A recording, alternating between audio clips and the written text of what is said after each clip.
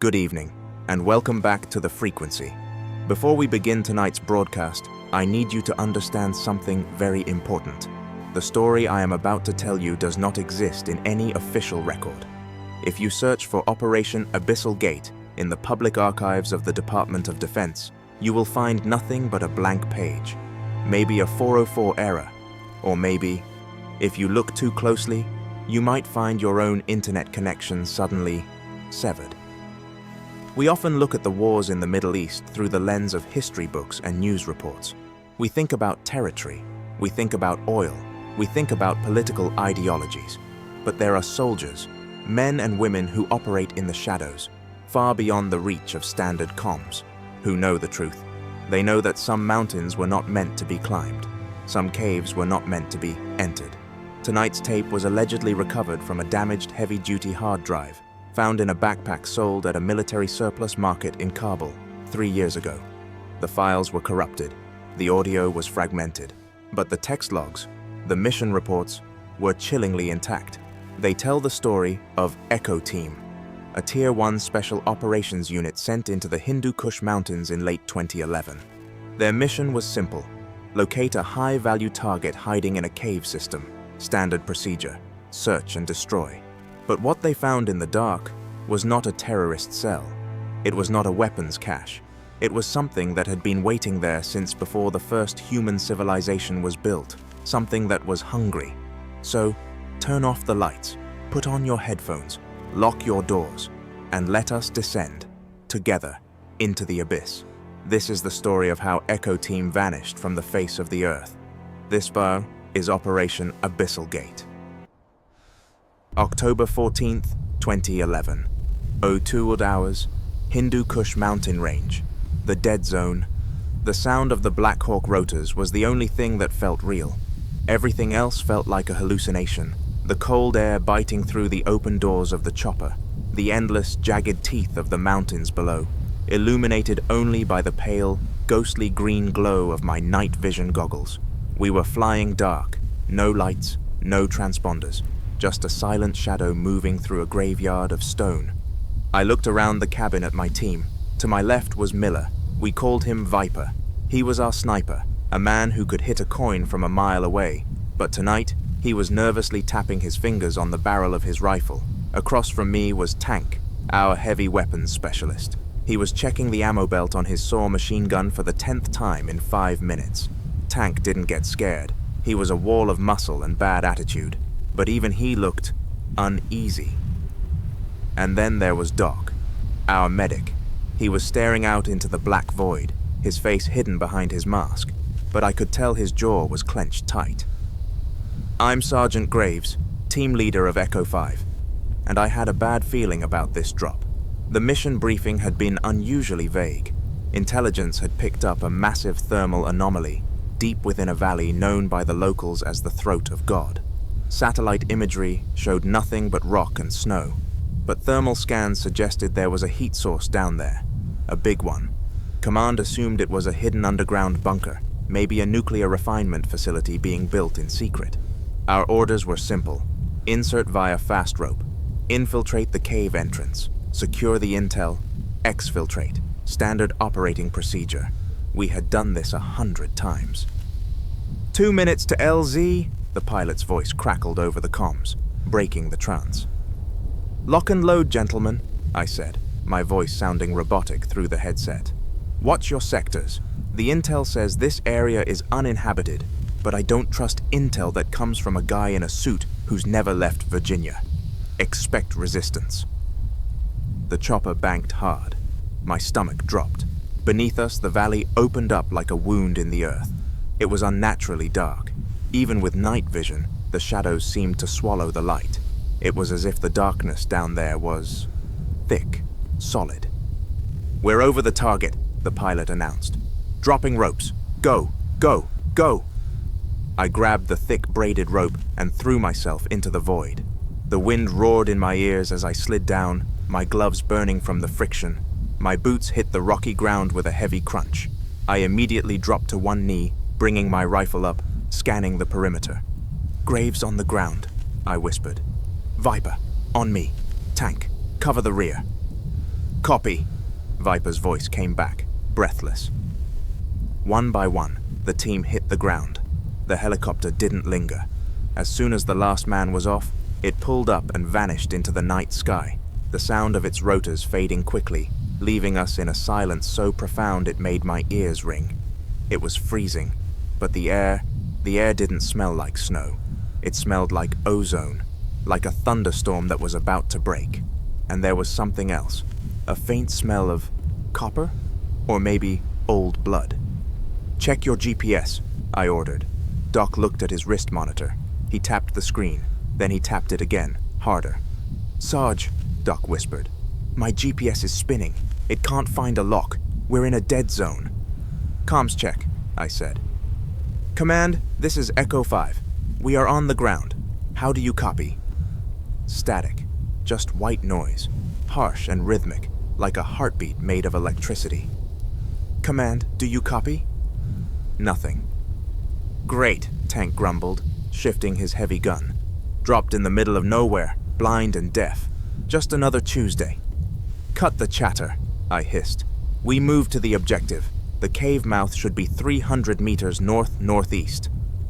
We moved in formation. Tactical, silent. The snow crunched loudly under our boots, a sound that seemed to echo too far in the narrow valley. The towering cliffs on either side of us felt oppressive, like they were leaning in to crush us. As we walked, I noticed something strange about the rocks. In the green glow of my night vision, they looked smooth. Too smooth for natural formation. They didn't look like they were carved by wind or erosion. They looked like they had been melted. Sarge, look at this. Viper stopped, pointing his rifle at a boulder to our right. I moved closer. There were markings on the stone, deep, precise grooves. It wasn't Arabic. It wasn't Pashto. It wasn't any language I had ever seen in this region. It looked like cuneiform, but sharper, more angular. Ancient graffiti? Tank asked. No, I said, running my gloved hand over the cold stone. This is a warning marker. I've seen similar things in historical briefings about old ruins. But this looks fresh. Fresh? Doc asked, his voice trembling slightly. Who would be carving rocks out here? We're about to find out, I said. Eyes up, we're at the entrance. Ahead of us, the cliff face was split open. A massive, triangular opening led into the mountain. It was perfectly geometric. Nature doesn't make straight lines like that. This was man-made, or made by something. And from that black mouth, a sound was emanating. It was low, so low you felt it in your teeth more than you heard it in your ears. A steady, throbbing hum. Thrum, thrum, thrum. Thermal check, I ordered. Viper flipped down his thermal magnifier. He gasped. What is it? I asked. Sarge, the walls, Viper stammered. The walls of the cave entrance. They're glowing. Not hot, but cold fire. It's registering as -50 degrees, but it's pulsing. I looked at the black void. My instincts, honed by years of combat, were screaming at me to turn around, to pop a flare, call for emergency extraction, and get the hell out of this cursed valley. Every hair on the back of my neck was standing up, but we were Echo Team. We didn't retreat. Weapons tight, I said, gripping my rifle until my knuckles turned white. Night vision is active. We're going in. Watch your spacing. If you see anything move, you kill it. We stepped across the threshold. The darkness swallowed us whole. The hum got louder, and for the first time in my career, I was afraid of the dark. We were inside. The moment we crossed the threshold of the cave, the world changed. The biting cold of the mountain wind vanished instantly, replaced by a stagnant, heavy air. It was warm, uncomfortably warm. It felt like walking into the throat of a living beast. Light discipline, I whispered. Keep it strictly NVGs. No white light unless I say so. Copy, Viper replied. His voice cracked slightly over the comms. I didn't blame him. Through the green phosphor of my night vision goggles, the cave didn't look like rock. The walls were ribbed. Massive, arching columns of black stone stretched up into the darkness above us, looking unpleasantly like the interior of a ribcage. The floor was smooth, too smooth. It was like polished glass. dusty but perfectly flat. "Sarge," Tank rumbled from the rear. "You feeling that?" "Feeling what?" "The vibration. It's coming up through my boots." I stopped. I concentrated. He was right. The floor was vibrating, a low, rhythmic thrumming, like a massive generator running miles beneath us, or a heartbeat. Thump, thump, thump. "Ignore it," I said, trying to sound more confident than I felt. "Focus on the mission. We need to find the source of the thermal signature." We moved deeper. 50 meters, 100 meters. The tunnel began to slope downwards at a steep angle. The air grew thicker, smelling of sulfur and rot. Sweet, cloying rot. Suddenly, Doc halted. He raised a fist. "Hold up! Movement! 12 o'clock low!" We all froze. Weapons snapped up. I peered through my optic. About 20 meters ahead, there was a shape on the ground. It wasn't moving. It looked like a pile of rags. "Viper, cover me," I ordered. "I'm moving to investigate." I crept forward, my boots making no sound on the glassy floor. As I got closer, the shape resolved itself. It wasn't just rags. It was a uniform. I knelt beside the body. It was desiccated, basically a mummy. The skin was stretched tight over the bones, turning a dark, leathery gray. But the uniform, it wasn't Taliban. It wasn't Al-Qaeda. I brushed the dust off the shoulder patch, a red star, and a hammer and sickle. "Sarge?" Doc asked over the radio. "What is it?" "Soviet," I whispered. "Spetsnaz, 1980s era gear." I looked around. Now that I was looking for them, I saw more. Scattered deeper in the tunnel were crates, ammo boxes, rusted remnants of a camp. "This doesn't make sense," Viper said. "The Russians pulled out of Afghanistan in '89. There's no record of them ever operating in this specific valley." I reached down to pick up the soldier's weapon, an AKS-74U. I grabbed the barrel to lift it. It didn't move. I pulled harder. It was stuck. I leaned in closer, flipping down my magnifier. My breath hitched in my throat. The gun wasn't just stuck. It was fused into the floor. The metal of the rifle had melted and merged with the stone of the cave floor. And then I looked at the soldier's hand. His fingers, they weren't just resting on the ground. They sank into it. The stone had flowed around his flesh like water and then hardened. "God," I muttered. "He didn't die here. He was absorbed." "Sarge!" Viper's voice was sharp, panic-stricken. "My scope! I saw something!" I spun around. "Report." "Down the tunnel, just at the edge of visual range. Something tall. It walked through the wall." "You mean into a side tunnel?" "No, damn it! I mean through the wall, like a ghost." "Steady, Viper," I warned. "I'm telling you, it looked like..." Scream! A sound tore through our headsets. It wasn't feedback. It was a digital scream. High-pitched, garbled, and agonizingly loud. We all ripped our earpieces out instinctively, cursing. The scream lasted for 3 seconds, then cut out. Silence returned. But it wasn't total silence anymore. From the darkness ahead of us, from the depths where the Soviet soldier had met his end, came a sound. Not a scream, not a roar. It was a voice, a human voice. "Help me!" It was faint, weak. "Did you hear that?" Tank asked, raising his machine gun. "Please? Cold?" "That's English," Doc said. "Someone is down there." "Check fire," I ordered. "Could be a hostage. Could be the HVT. We move, but stay sharp. This feels wrong." We stepped over the fused Soviet corpse. As we walked past the abandoned crates, I noticed something that made my blood run cold. The crates were torn open, not from the outside, but from the inside. Whatever had been in those boxes had clawed its way out. The tunnel opened up. The ceiling vanished into darkness. We were in a massive cavern, and the voice came again. "Graves!" I stopped dead, my heart hammered against my ribs. "Who said that?" I barked. "Said what, boss?" Tank asked. "I didn't hear anything." I looked at Doc. He shook his head. "I heard the help me earlier, but I didn't hear anything just now." I swallowed hard. The voice had whispered my name, and it sounded exactly like my brother. My brother who had died in a car crash 5 years ago. "We are being played with," I said, my voice grim. "This isn't a rescue mission anymore. This is a trap." "Contact!" Viper shouted. "Multiple contacts! They're on the ceiling!" I looked up. In the green haze of the night vision, I saw them. They weren't human. They were shadows, and they were dropping towards us like rain. "Open fire! Lighting 'em up!" I roared. The silence of the cavern shattered. The deafening crump, crump, crump of Tank's saw machine gun echoed like thunder, creating a wall of noise that vibrated in my chest.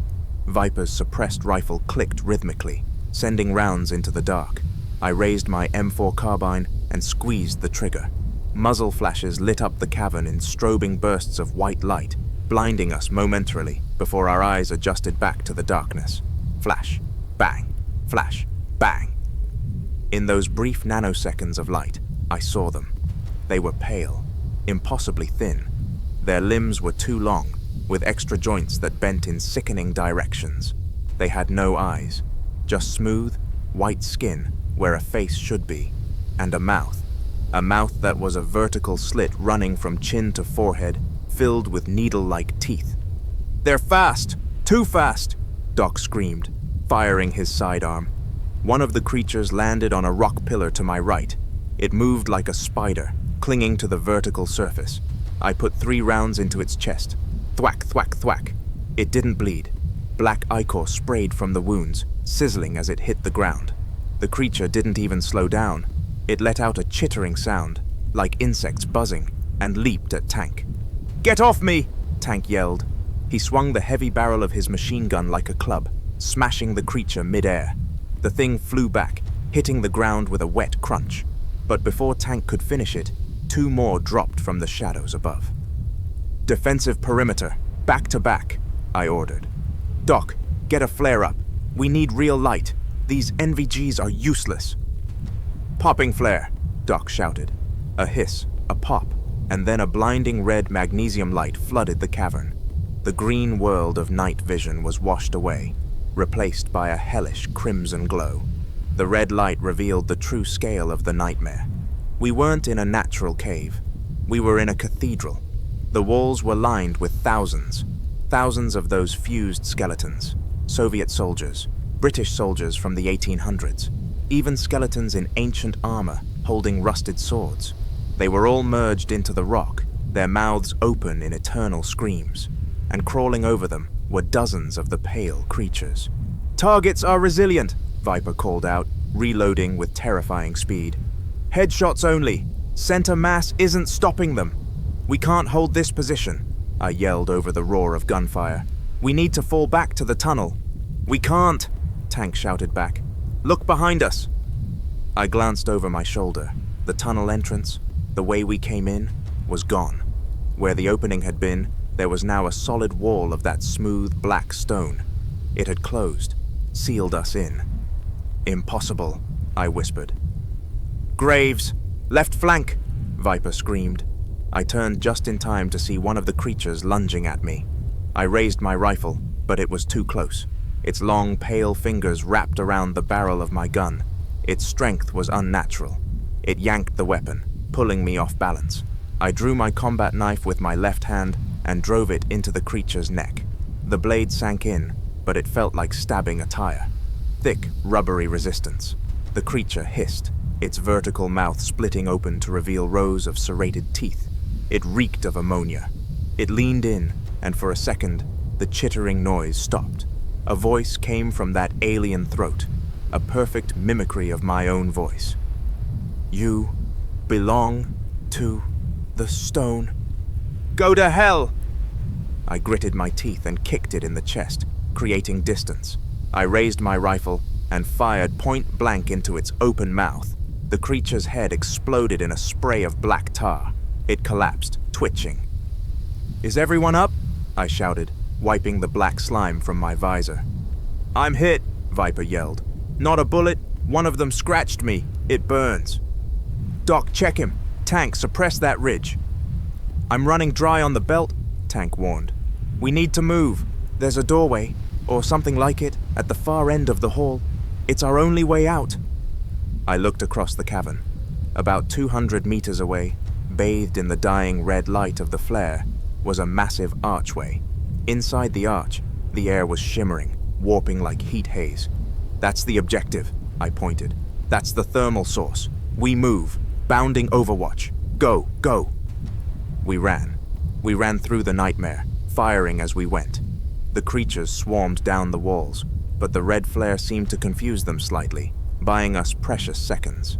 We reached the archway. The heat coming from it was intense. "Into the passage," I ordered. Viper went first, limping. Doc followed. Tank laid down a final burst of cover fire, shredding 3 creatures that were sprinting on all fours towards us, before diving into the archway. I was the last one. I turned to take one last look at the cavern. The flare was dying. The shadows were returning. And in the center of the room, rising from the floor where the Soviet bodies were thickest, a new shape was forming. Something huge. A giant made of fused bone and black stone. It looked at me. It didn't have a face, but I felt its gaze. It felt like gravity. I turned and sprinted into the shimmering heat of the archway. The world twisted. My vision went white. The sound of gunfire faded, replaced by a sound I will never forget. The sound of 1,000 people whispering in unison. And then, we fell. I woke up to the taste of copper and dust. My head was spinning. A high-pitched ringing filled my ears, drowning out all other sounds. I tried to move, but my body felt heavy, like gravity had been dialed up to 11. I rolled onto my side, coughing up grit. "Sound off," I croaked. My voice sounded small, insignificant. "Echo team, sound off." "Here," Tank's voice groaned from somewhere to my left. I'm good, just bruised." "Doc is up," came another whisper. "I've got Viper. He's unconscious, but breathing." I forced myself to sit up. I blinked, waiting for my eyes to adjust to the darkness. But it wasn't dark. We weren't in a cave anymore, not a normal one. We were standing on the edge of a precipice, overlooking a cavern so massive that I couldn't see the other side. The ceiling was miles above us, covered in a carpet of glowing turquoise lichen that cast a sick, underwater light over everything. It looked like a bruised sky, but it was what lay below us that stopped my heart. Ruins. Miles and miles of ruins. It was a city, but no human hands had built this. The structures were monolithic, huge towers of black, oily stone that twisted into spirals. Bridges connected them like spider webs. The architecture was wrong. The angles hurt to look at. It was silent. A graveyard of giants. "Where are we, Sarge?" Tank asked. He had joined me at the edge, his machine gun hanging loosely in his hands. He took off his helmet and rubbed his eyes. "Tell me I'm hallucinating. Tell me the gas got us." "I wish I could, Tank," I said, checking my ammo.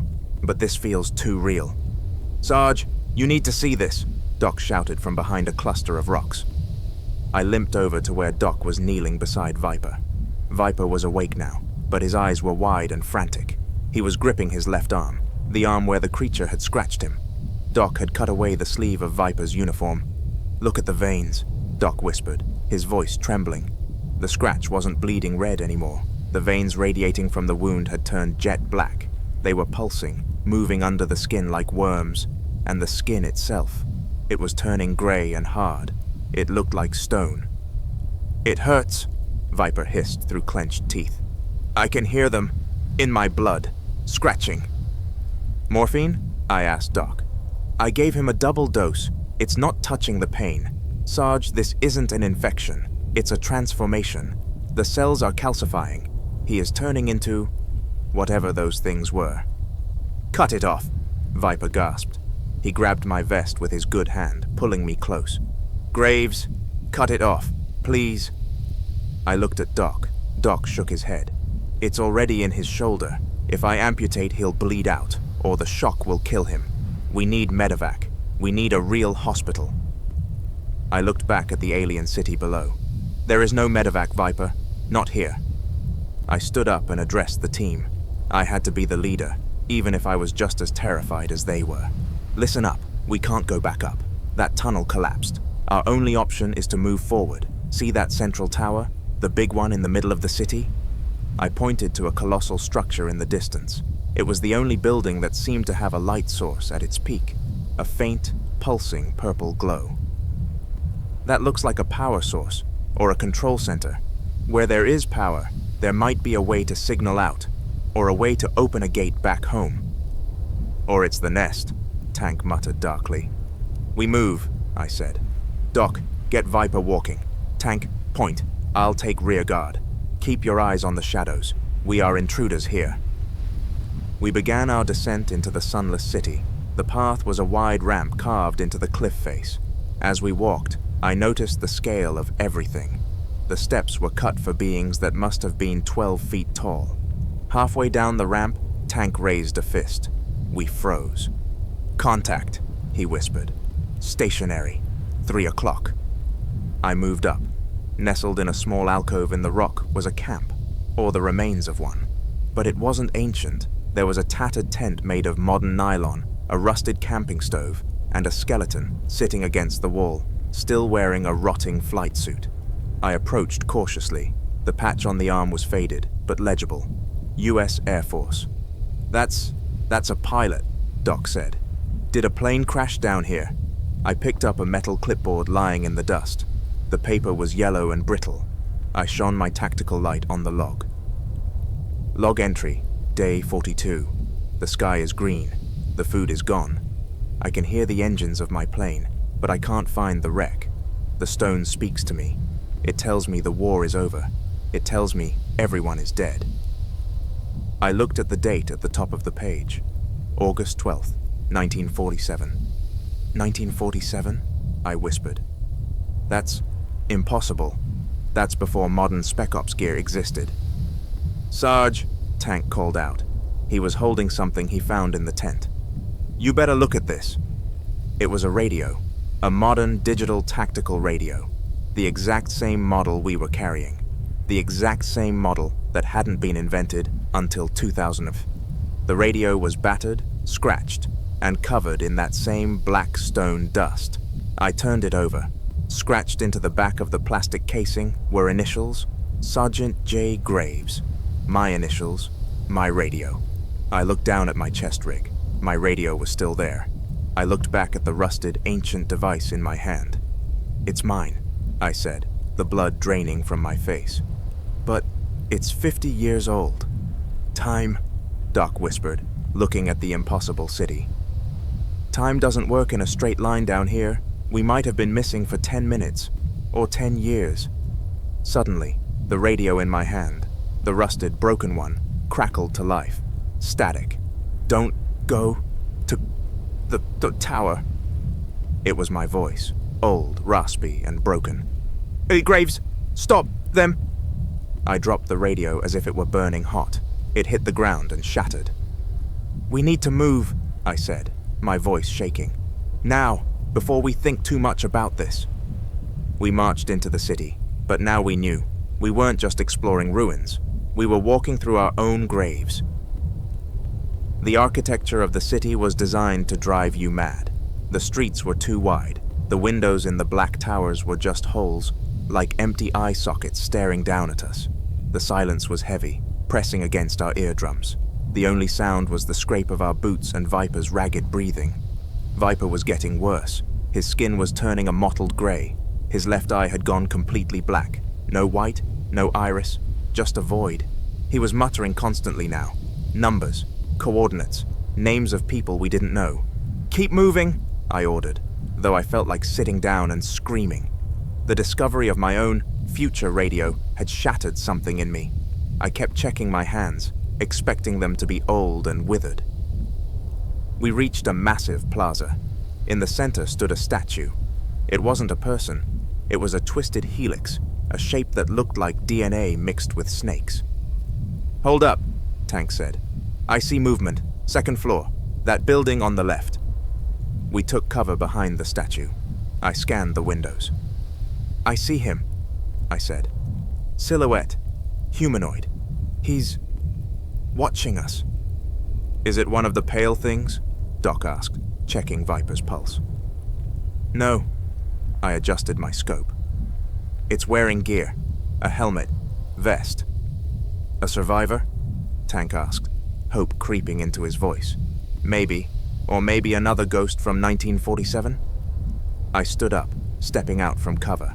I raised my hands. "Identify yourself!" I shouted. My voice echoed through the empty plaza. "We are American military. Do you require assistance?" The figure in the window didn't move. Then slowly, it raised its hand. It mimicked my wave perfectly. Then it stepped back and vanished into the darkness of the building. "I'm going after him," I said. "Sarge, that's a bad idea," Doc warned. "We shouldn't split up. If there's a way out, that guy might know it. Tank, stay with Doc and Viper. Watch the perimeter. I'll be 5 mics. If I'm not back, you move to the tower without me."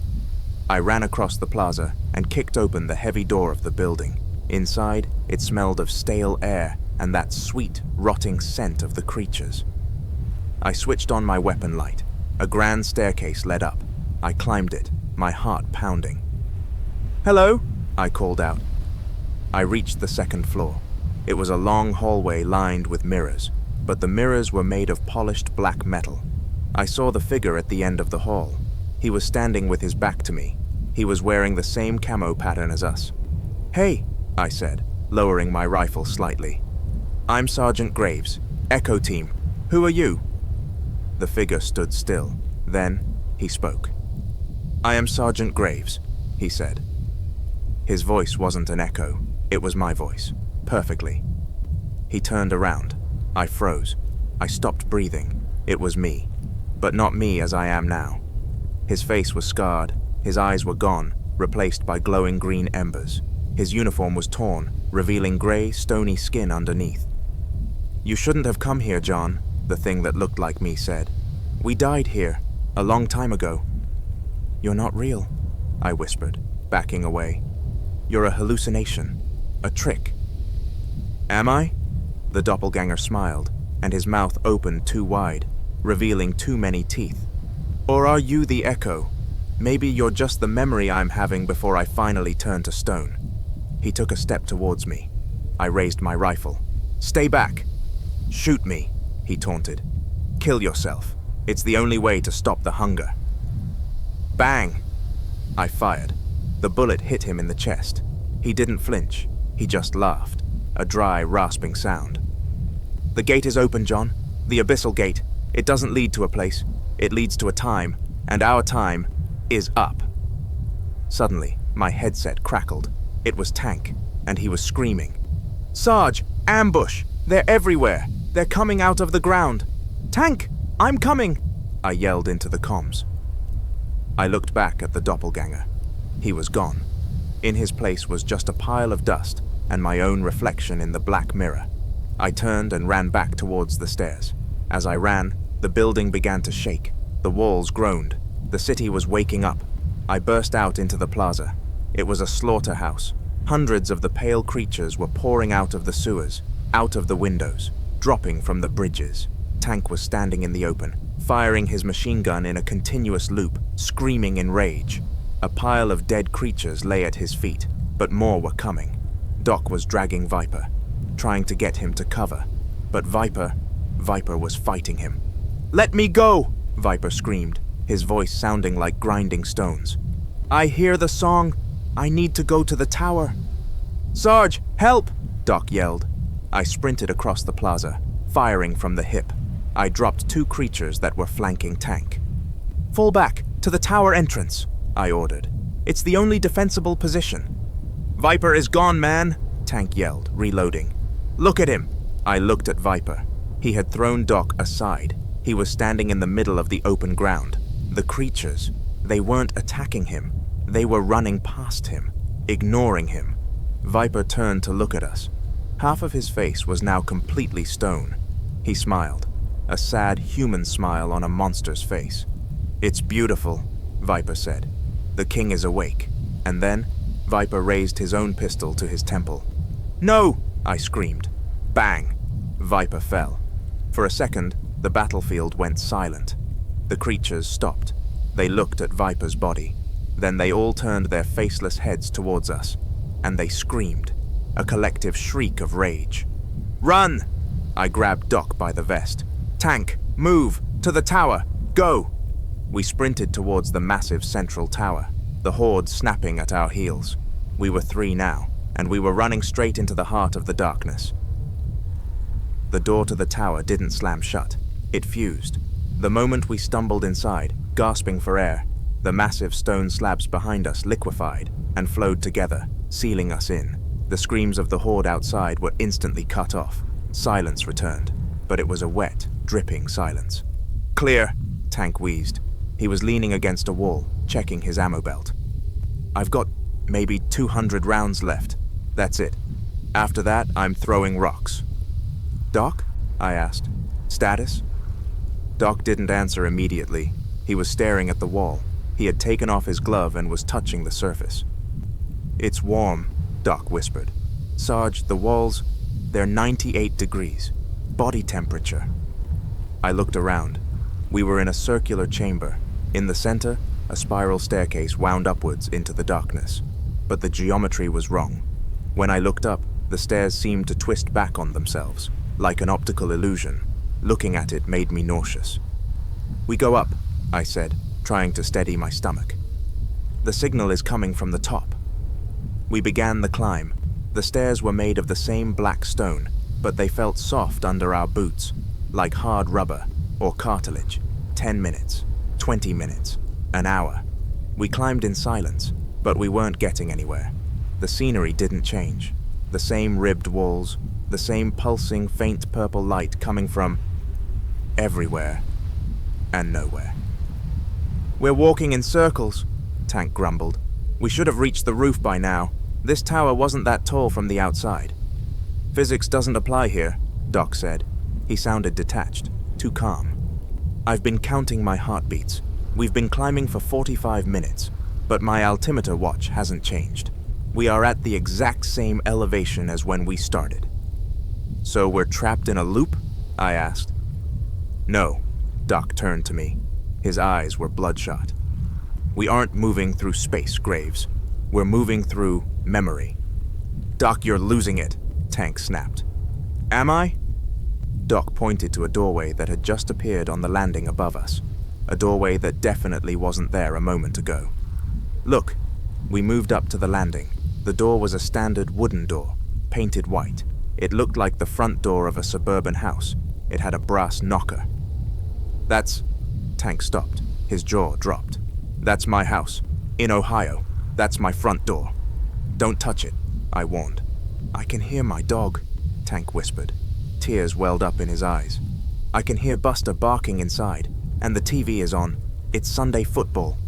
Tank reached for the handle. "Soldier, stand down!" I barked. I grabbed his shoulder and yanked him back. "Let me go!" Tank shoved me. "My family is in there!" "Your family is 5,000 miles away," I shouted, getting in his face. "This place is reading your mind. It's trying to digest you. If you walk through that door, you don't go home. You become part of the wall, just like Viper." Tank trembled. He looked at the door, then at me. The rage in his eyes faded, replaced by horror. I heard them," he choked out. "I know," I said softly. "I hear them too." We turned away from the door.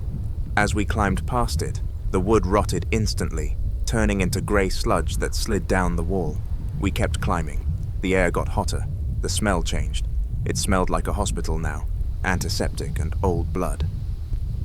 "Sarge," Doc said, "I need to tell you something about the mission." I didn't stop climbing. "Save it for the debrief, Doc." "There won't be a debrief," Doc said. "I wasn't just sent here as a medic. I'm CIA, Special Activities Division." I stopped. I turned around slowly. Tank brought his gun up, aiming it at Doc's chest. "Start talking," I said. "The anomaly," Doc explained quickly. "We knew about it. We've known since the 70s. The Russians found it first. They called it Object 1. It's not a weapon. It's an engine." "An engine for what?" Tank asked. "For reality," Doc said. "It terraforms.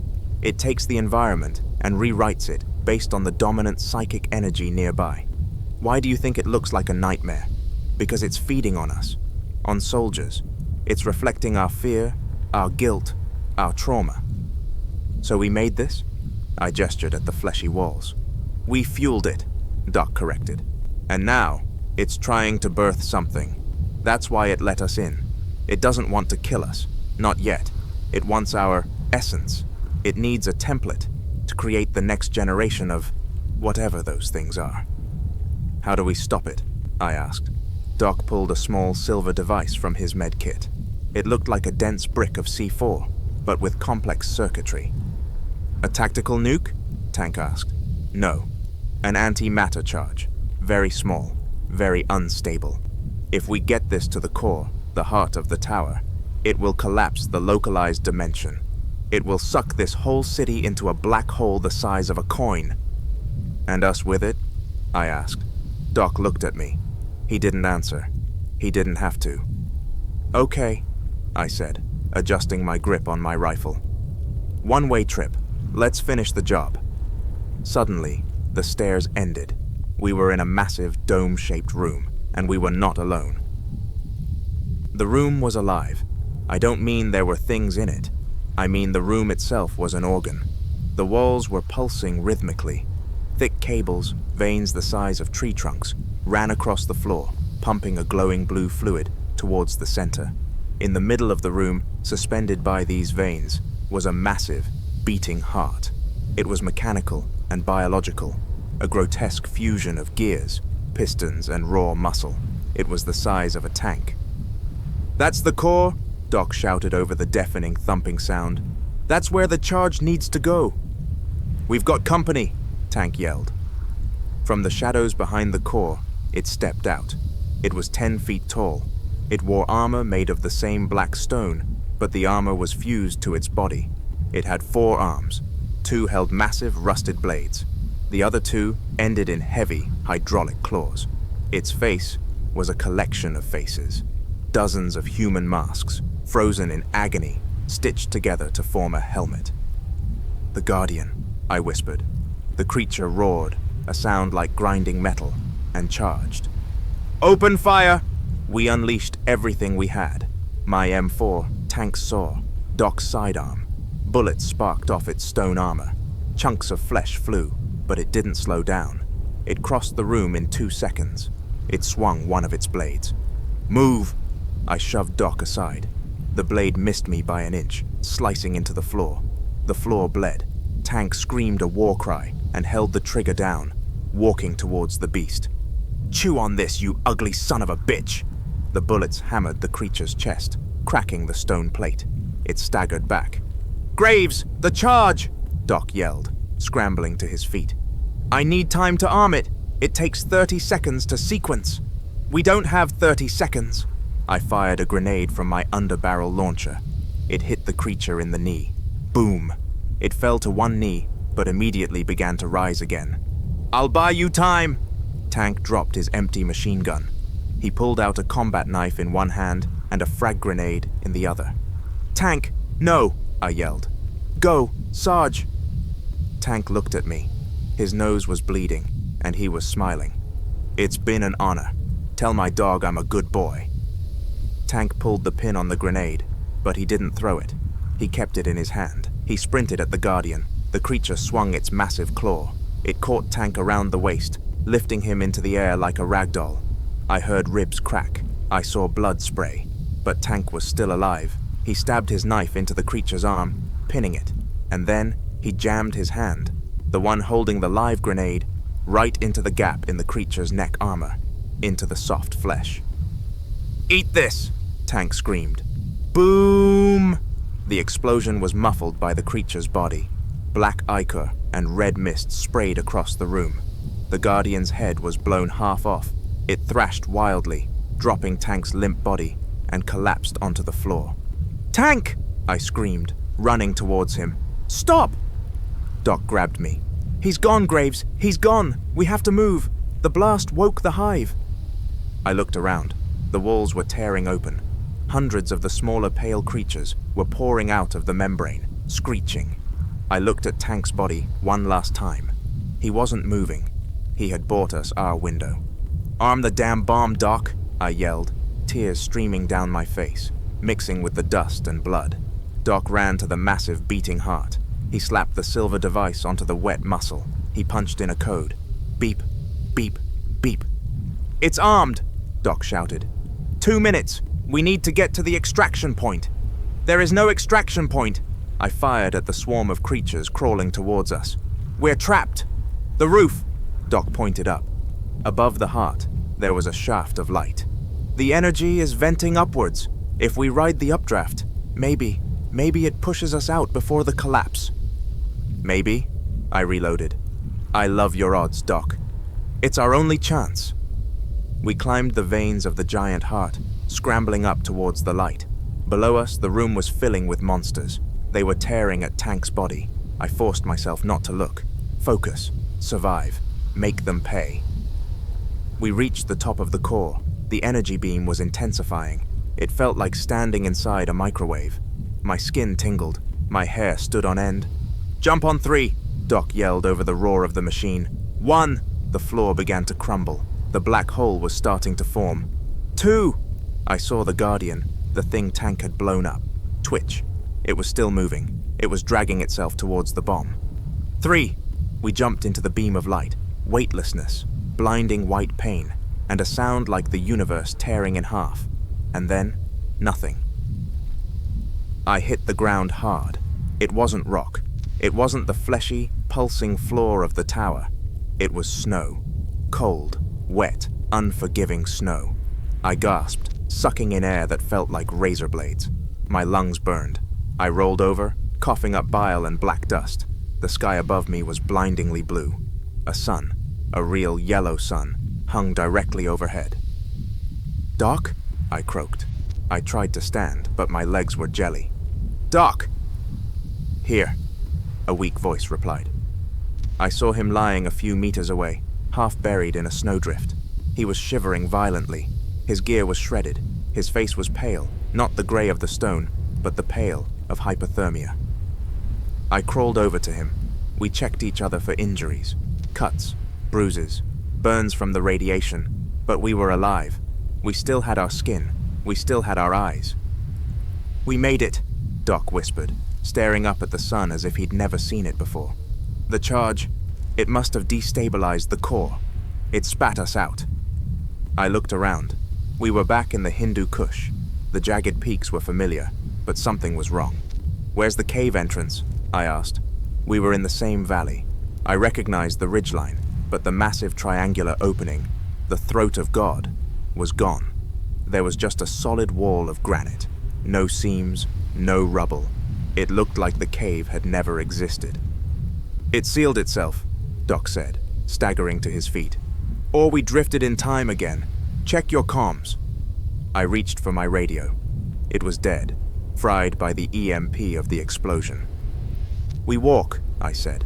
"Emergency rendezvous point Alpha is 10 clicks south. If we move now, we don't freeze."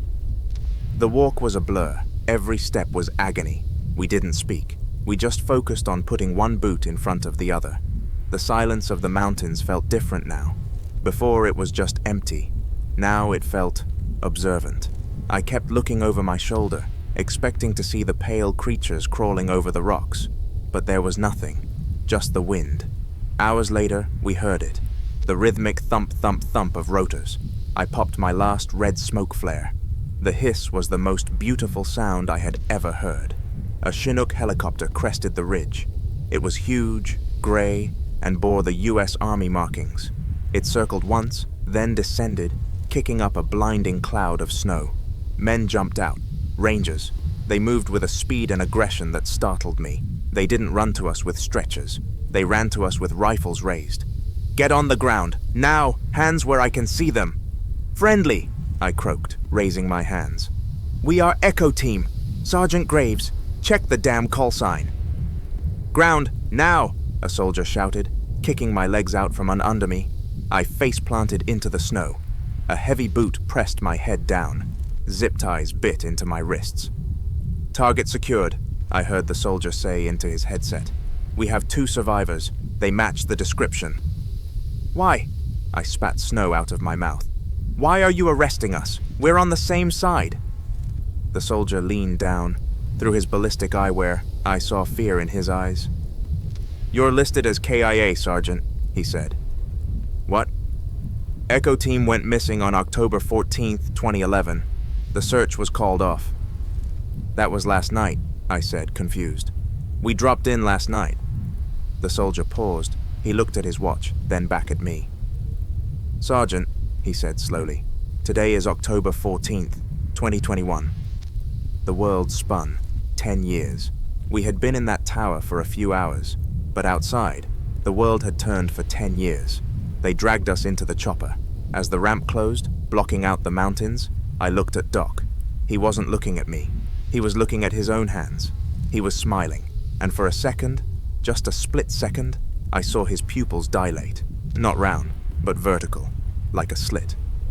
We're home, Graves, Doc whispered. We brought it home. Day 4, or maybe day 5. It's hard to tell in here. The walls are white, the floor is white, the lights never turn off. There are no windows, just a mirror that I know is two-way glass. They took my clothes.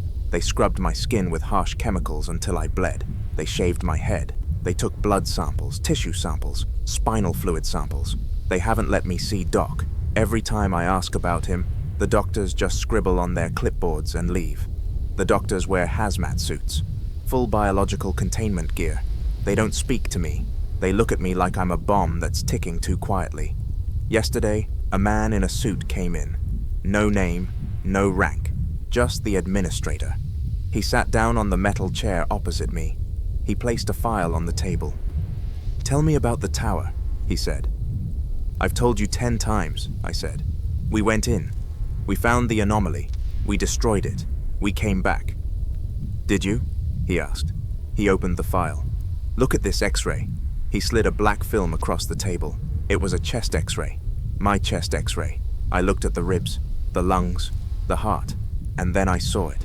Entwined around my spine, buried deep in the marrow, were thin, black tendrils. They looked like roots or veins. They were weaving through my vertebrae, growing upwards towards my brainstem. What is that? I whispered. Is that radiation sickness? No, the administrator said. It's mineral, a silicate structure unknown to science. It's not an infection, Sergeant. It's a graft. You are turning into stone, from the inside out. I touched my chest. I couldn't feel anything. And Doc? I asked. Is he? The other subject, the administrator corrected, is further along. He is adapting faster. He leaned in. We put a microphone in his cell. Listen. He pulled out a small recorder and pressed play. At first, there was silence. Then, a sound I knew too well. Thrum, thrum, thrum. It wasn't a machine. It was Doc. He was humming. A low, throat-singing frequency that matched the vibration of the cave. And then, he spoke. But it wasn't English. It wasn't any human language. It was a series of clicks, hisses, and grinding sounds. The gate is not a door. The gate is a seed. Doc's voice on the tape distorted, becoming two voices speaking at once. And we are the soil.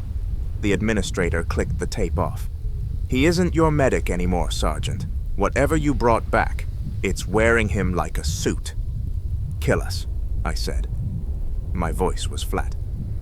If that's what we are, you have to burn us. Right now.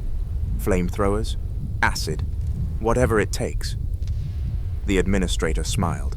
It was a cold, bureaucratic smile. Kill you? He chuckled softly. Why would we do that? Do you have any idea how much money we spent trying to find that cave? How many teams we lost? He stood up and gathered his files. We didn't rescue you to cure you, Graves. We rescued you to study you. You are the first successful biological interface with the anomaly. You are the prototype. He walked to the heavy steel door. Get some rest, Sergeant. Tomorrow we start the stress tests. We need to see how fast the stone grows when you're angry. The door slammed shut. The lock engaged with a heavy clank. I sat alone in the white room. I looked at my hand. The skin on my fingertips was peeling. Underneath, it wasn't red raw flesh. It was gray, smooth, hard. And then I heard it. Not from the tape recorder, not from the speakers. It was coming from the vent in the ceiling. a whisper. "Graves?" It was Tank's voice. "Let us in." I started to laugh. I couldn't stop. I laughed until my throat bled. I laughed because I finally understood. We didn't escape the Abyssal Gate. We just expanded its perimeter. If anyone is receiving this, if there is anyone left on the frequency, this is Sergeant John Graves, Echo 5. This is my final entry. The facility has fallen. It didn't take an army. It didn't take a bomb. It just took a song. 2 hours ago, the power grid fluctuated. The lights flickered. And then, over the intercom system, the PA speakers in every hallway, every lab, every cell, the sound started. Thrum, thrum, thrum. It wasn't a recording. It was live. It was Doc. I don't know how he did it. Maybe he plugged himself into the electrical outlet. Maybe his blood is just a conductor now. But he hijacked the system. He broadcasted the frequency of the abyss to the entire base. I looked out the window of my cell. I saw the guards in the hallway. They grabbed their heads. They fell to their knees. Blood poured from their ears. And then, they stopped screaming. They stood up. But they weren't moving like men anymore. They were moving like marionettes. Jerky, unnatural. They raised their weapons and turned on the uninfected staff. Then the containment doors opened. All of them. My door slid open with a hiss. But I didn't run. I couldn't. I looked down at my legs. They are gone. Not amputated, just merged. My boots, my fatigues, my skin. They have all turned into that smooth, black basalt. I am fused to the metal chair I'm sitting on. I am fused to the floor. I am a statue from the waist down. And the stone is climbing. It's at my ribs now. It feels cold. So cold. The administrator came to see me one last time. He stumbled into my room about 20 minutes ago. The arrogant man in the suit. He wasn't so arrogant anymore. He was crawling. His legs were dragging behind him, useless, heavy as lead. His face was half grey. "Make it stop," he begged me. He grabbed my arm with a hand that felt like sandpaper. "Tell him to stop the broadcast." "I can't," I told him. "You wanted to study the stone. Now you are the stone." He tried to scream, but his jaw locked. I watched as the grey spread over his mouth, sealing it shut forever. His eyes turned into glass. He froze there, a statue of terror, reaching out to me for a salvation that doesn't exist. I can hear Doc coming now. He is walking down the hallway. I can hear the clack, clack, clack of his footsteps. Heavy, hard, like a hammer hitting concrete. He isn't alone. I hear others. The shuffling of hundreds of feet. The staff, the soldiers, the scientists. They are all part of the hive now. The infection isn't just biological. I realized that too late. It's not just a spore or a virus.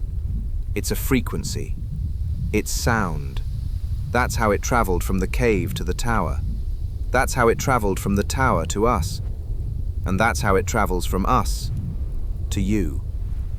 Do you understand what I'm saying? I am recording this on a digital line. This audio file, it carries the signal, the hum, the whisper. By listening to this tape, you have opened the door. The stone doesn't need a physical touch. It just needs you to hear it. It plants the seed in your mind. And then, tonight, when you sleep, you will dream of the Sunless City. You will hear the thrumming in the walls of your own house. And when you wake up, your fingers will feel a little stiff, a little cold. The door to my room is darkening. A shadow is falling over me. Doc is here. He doesn't look like a man anymore. He is beautiful and terrible. A crown of black spikes has erupted from his skull. His eyes are burning with that pale turquoise light. He is smiling at me. He is holding out a hand. "It's time, brother," he says. His voice sounds like a landslide. "The king is waiting." The stone has reached my neck. It's hard to breathe. It's hard to speak. My name was John Graves. I was a soldier. I tried to do my duty. I am sorry. I am so sorry. I didn't mean to bring the end of the world home with me. But it's here. And now, it's with you. The file ends there. According to the few leaked documents that surfaced on the dark web shortly after this event, the facility where Sergeant Graves was held was officially destroyed in a gas line explosion on October 15, 2021. The official report states there were no survivors. The area is now a restricted ecological hazard zone, surrounded by 3 layers of electric fencing. But here is the detail that keeps me awake at night. Satellite images from that week show no explosion craters, no fire damage. Instead, they show a perfect black circle where the building used to be, as if the entire structure was just erased or pulled down into the earth. And remember the timestamp on the digital file? The metadata shows it was uploaded to a public server just seconds before the signal cut out. Which brings us to the most terrifying question of all. Graves said the infection spreads through sound, through the frequency, through the story itself. While you were listening to this, did you feel anything? A sudden chill in the room? A slight stiffness in your joints? Did you hear a faint humming sound coming from your walls or from beneath your floorboards? Maybe it's just your imagination. The power of suggestion is a strong thing. Or maybe, just maybe, the Abyssal Gate is now open in your home. I suggest you check your locks tonight. Not that it will help, but it might make you feel better. If you enjoyed this descent into madness, and if your fingers are still flexible enough to click a mouse, please hit that like button. It helps the channel grow, and it tells the algorithm that you want more nightmares. And make sure you are subscribed with the notification bell turned on. You don't want to miss the next broadcast. I have received a new cache of tapes from a deep-sea oil rig in the North Sea, and trust me, you won't want to swim ever again. Leave a comment below. Do you think Echo Team found an alien civilization or something demonic? And let me know. Are your walls humming right now? I am Captain Nightwhisper. Stay in the light, watch the shadows, and never, ever listen to the whispers. Good night.